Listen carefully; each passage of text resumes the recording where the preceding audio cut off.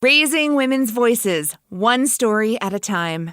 Welcome to the She Said Project podcast.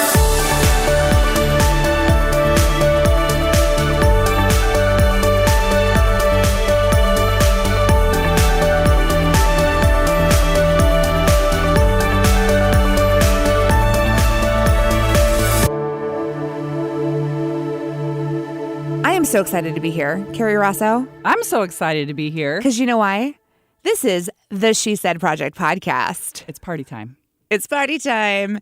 Well, we are your hosts, Jeanette Jerzyk, National Director of the She Said Project. Carrie Rosso, founder. That's right. Carrie, you started a movement in Champaign-Urbana. You've created opportunities for women to share their personal stories live on stage, and now in the She Said Project podcast. How do you feel about that? It's pretty great. I feel like there's a microphone sort of in my life. I've spent my whole life I loved hearing my mom and my aunts tell their stories around the table, like what we used to call a coffee clutch, or they used to call, and then I would eavesdrop. And then my friends, my sports teams, all the time I hear these great stories. And now, it's nothing new. We didn't create anything new. There have always been these great stories, and now we just stuck a microphone in there. And the women that we've got to meet along the way have really blown my mind. They have stood up to their personal fears.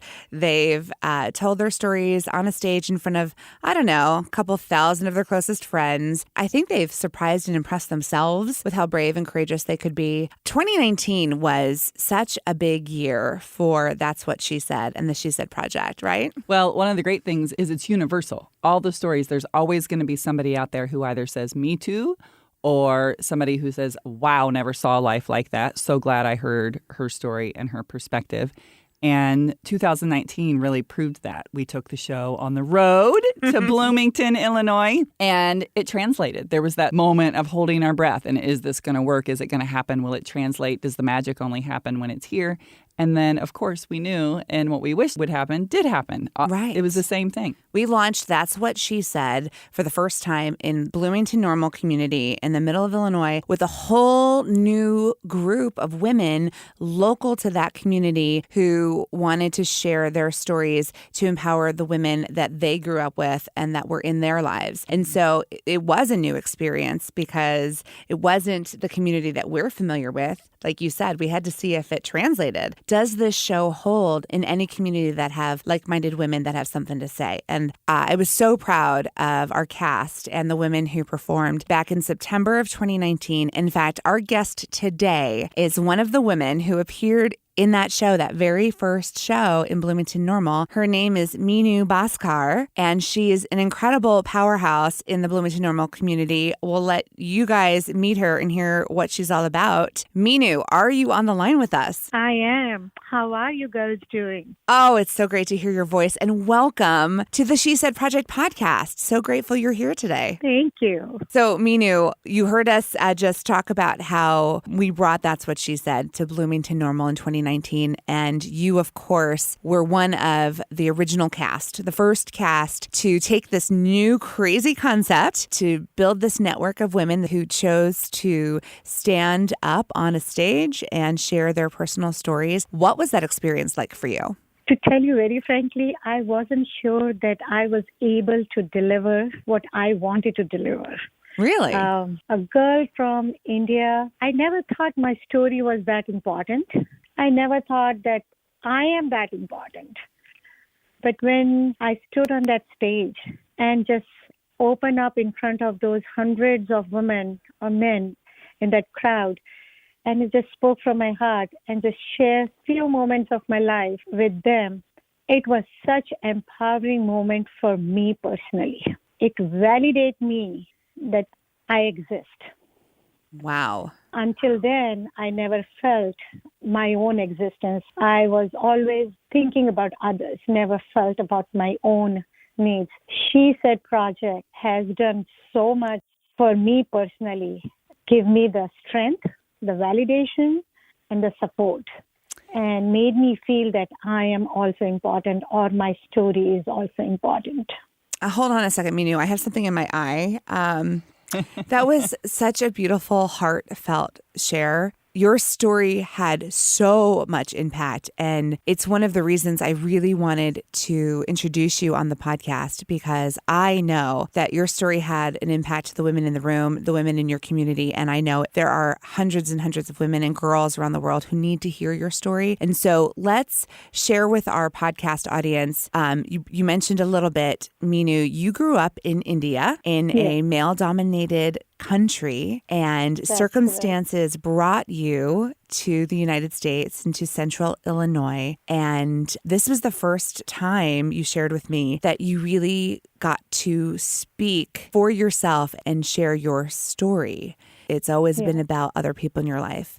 And so I think let's go ahead and share the performance from the September show. Then we can talk about the message that you brought to the show that night. So friends, ladies, this is Meenu Bhaskar in the 2019 cast in Bloomington-Normal, Illinois. That's what she said, performing her story, When Do I Get to Be Me?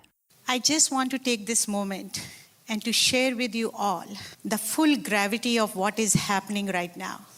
The mere fact that I'm standing here before all of you with this microphone in my hand and ready to share with you all a part of the story that is me. This moment is so much bigger than you can ever realize. My whole life I have been told that I was not allowed to speak or to have my own voice. I grew up in India, a male-dominated country, and in a culture where women are not supposed to have any kind of opinion or share their own stories. I was raised to see the world through others' eyes. For 23 years, I saw the world with my father's eyes. I was raised to be obedient, to fall in line. There was no room for mistake. And most importantly, to always look and act of our perfect-looking family. When I was a little girl, I dreamed of becoming a dancer. I took dance classes for a few months before my father squashed that dream. Because according to my parents at that time, it was not a respected profession for women there. I was sent to the universities to study what my parents wants me to study. Because again, my parents decide what is right and wrong for me. I learned how to cook, clean, have education, because it is going to make me look more attractive candidate for a marriage. At the age 23, I was introduced to a man I would marry, and I knew him only for a few minutes before the commitment was made. My views to the world now transferred from my father to my husband, and that was accepted to be in our culture, and this was very normal there. We had 2 wonderful children. Now my whole life is becoming about their being their mother. I was not permitted to question anything to anybody because anything I say will be considered as disrespectful to my family. Again, my job was to show our family as a perfect-looking family. And I tried. I promise you all, I tried. I wanted to give the best to my children possible. And if we never left India, my life would have been very similar to millions of those women there who are treated like a second-class citizens and submit to their parents, either to their parents or to their husbands every whim. Because I would not have known anything differently. So that would have been normal for me. I used to be very insecure and very scared. But several years into our marriage, my husband's job brought us to the community of Bloomington, Illinois. It was the epitome of cultural shock for me. I felt like a foreigner because I was really permitted to speak before, and not knowing the language here made me feel very embarrassed lots of time. I did what I needed to help my children transition into this world. I would see other mothers at the school who have careers, who have hobbies. I was shocked that the woman can go for a coffee and for a lunch date without their husband's permission. I felt a yearning inside me that I have shoved it down for so long that I forgot it was there. I narrowed my focus until now only on one thing. The one thing that kept me going each and every day. For years, that one thing was my children, their health and their happiness. This was the only way I could cope up with the life I was living. I was never allowed to think of myself. I was never allowed to wonder what I wanted from my life. One thing focus has helped me building my life for sure, but it has also kept me away, being able to see the full gravity and reality of my real life, what I was living in, and what all I was unsatisfied with. By the time I was done raising my children, I knew I wanted something more. I knew I wanted something bigger. I wanted a career. I wanted a life of my own, in spite of many challenges around me. And I broke out of my role as a wife and as a mother. I looked for the opportunities to meet people and for a career that would let me be me. And it has not been an easy journey for me. Today, I have been a realtor in this community for 17 years.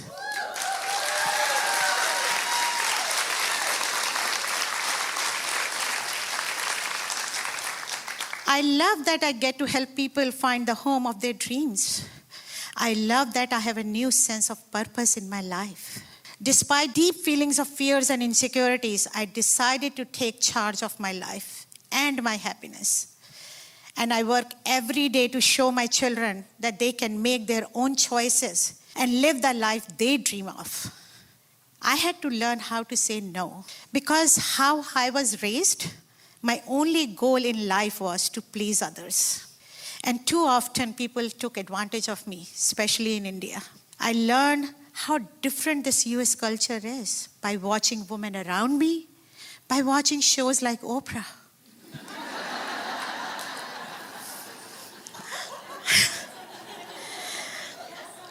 Before that, I thought my worth was based on how I pleased others, because that's what has been ingrained in me, that my job is to make others happy. I did not believe that I was worthy of my own happiness all these years. My kids taught me that, Mom, it's good to be a giver, but you got to learn to receive also. And that was the hardest lesson I had learned. And I had to learn to ask for help. Going to therapy was a big taboo in our culture, because how I was raised with the belief that said, never discuss your personal matter with anybody. Just hide it. A few years ago, my life, I felt very confused and lost. It's then when I seek this kind of help. Going to therapy has helped me clear all my foggy thoughts, and they help me how I can navigate those thoughts into my day-to-day life. Now I encourage others. When I see them struggling, I encourage others to go to therapy and ask for that help. Seeking help is the very first step towards your healthy lifestyle. I find out that. It starts being vulnerable. It starts admitting that something is wrong. And it starts something that it's okay to go and ask for help. After using this tool, not as a starting place of weakness, but as a place of strength.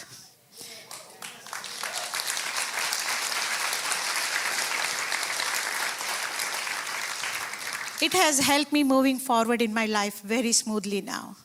For a long time, I was running a race which I could never win. I was taught to show only perfection on the outside. And the harder I tried, the more I realized that this is the exact reason my life was imperfect. Being vulnerable, seeking therapy, I'm finally moving in the direction of the perfect life I had been pretending all along, and it comes with such a deep feeling of relief. I feel so grateful that I had these eye-opening opportunities to see that I could take charge of my life. I could take charge of my own happiness. I know there are millions of young girls in the culture where they will never realize their value. I hope that me being here today, if I can inspire just one girl out there, that she needs to appreciate all that they have and have the strength to start taking chances today, because I did 17 years back.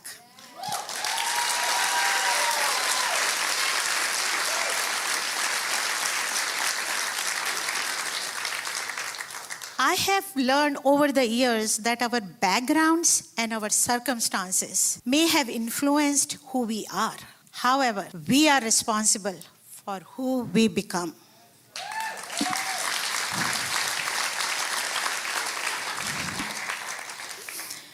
I chose to take all negative influence from my life and work on making positive changes every day, not only for me, but everybody around me also.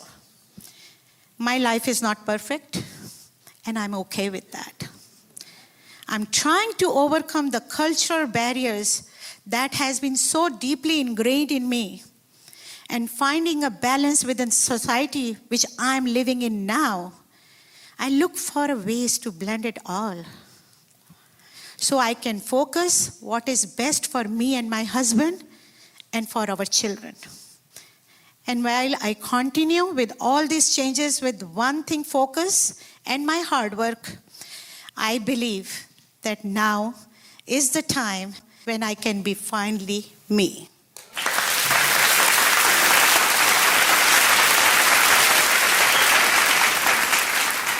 Okay, it doesn't happen very often, but your piece kind of left me speechless, and I was so moved by it because so much of your story is culturally specific.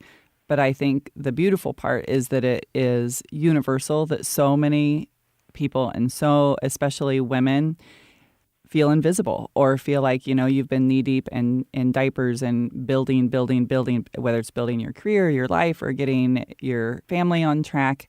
And then all of a sudden, all of us have been in that spot where you go, hey, I'm in here. I'm still here. I think that's what everybody in the audience was connecting to with your piece. It is universal what you were explaining. How did your family respond after seeing that? I have always had my kids' support with me all these years, but I was fairly surprised and happy to see how my husband reacted to my talk, because this is the first time when I stood up in front of hundreds of people and just share my story so vocally. It's just like you're talking about your personal life, which I have been trained never to share in my life before. Mm-hmm. And here I am talking to people who I don't even know, right, with their names or anything. And having my husband in that audience, I will be lying if I say that I was not afraid or scared. I was a little hesitant how it's going to be reacted. Yes, but you shared with me that this wasn't going to be easy. Yes, it was. It wasn't easy for me. It wasn't easy for him either to sit there and listen. He took it in a very, very good support way, and he was very happy to see how the reaction was of the audience towards my talk and how welcoming they were, And that was the first time I realized for me that it's okay not to be perfect. I'm human, I'm just doing my best, whatever circumstances I was in. So on the whole, I can say this has opened up a conversation in my family about a lot of things which I used to hide, or I used to say that it's not important. I used to tell myself it's not important, even though those were very important discussions which needed to happen. This platform has given me that strength, that direction, and the validation that I am important as much as my family is important to me. I am also important to them.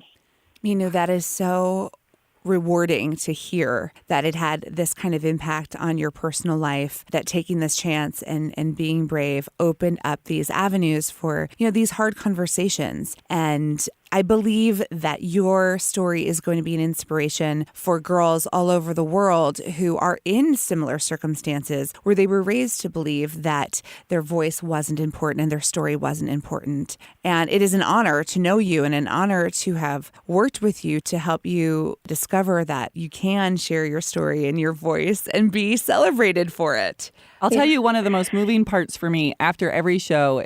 I love the feedback that we get from women that are saying boy, I feel that way too, or never saw it that way.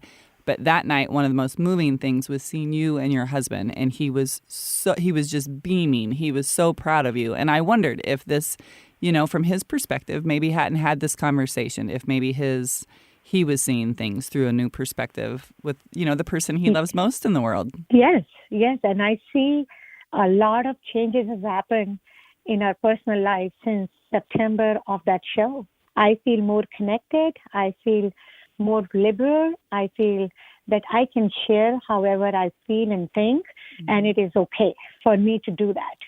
Before, I used to always feel I'm the wife, I'm the mother, I'm the woman. I should not be asking anything, or my job is only to please others. My job is not to please me, or to think about my own happiness. But that particular day when I did that talk, it was so moving for me personally. I was, like I said, I was not thinking that I'll be able to deliver, but after the show, it has not only impacted others, but it has impacted me a lot. And thank you so much for providing me that platform. I really appreciate that. Thank you. Boy, did you deliver. You brought the house down. And so thank you for your time today, coming back to revisit that night and that experience so that we can use the podcast to share your story with an even greater audience. Carrie, we've talked about this many times, but hearing Meenu speak about this experience, it just brings it home for me again and again. What we have created in the world and the environment of That's What She Said is a place where women get celebrated just for being who they already are. No one is trying to be something that they're not. They're just sharing their authentic self, and the world is paying attention. And we're so grateful for the women, for Meenu, and all the women who stood on the stage that night as we raised a microphone to the women's voices in Bloomington-Normal and now beyond. So we want to thank all of our listeners for joining us today on the She Said Project podcast. Carrie, this is it's so much fun, and I'm so enjoying this journey. How about you? I am. Meenu, thank you. I'm sending you virtual big smooches and butt slaps. Thank you for coming. And on that note, yes, thank you for joining us. Join us each week with a new episode, a new story, a new woman just being her amazing self here on the She Said Project podcast.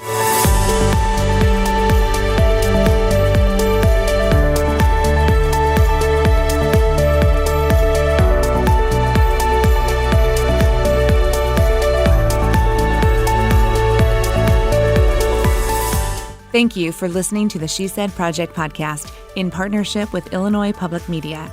All materials contained in the podcast are the exclusive property of The She Said Project and That's What She Said, LLC.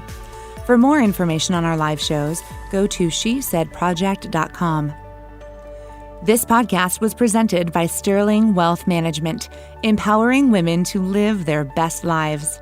Learn more at sterlingwealthmanagement.com.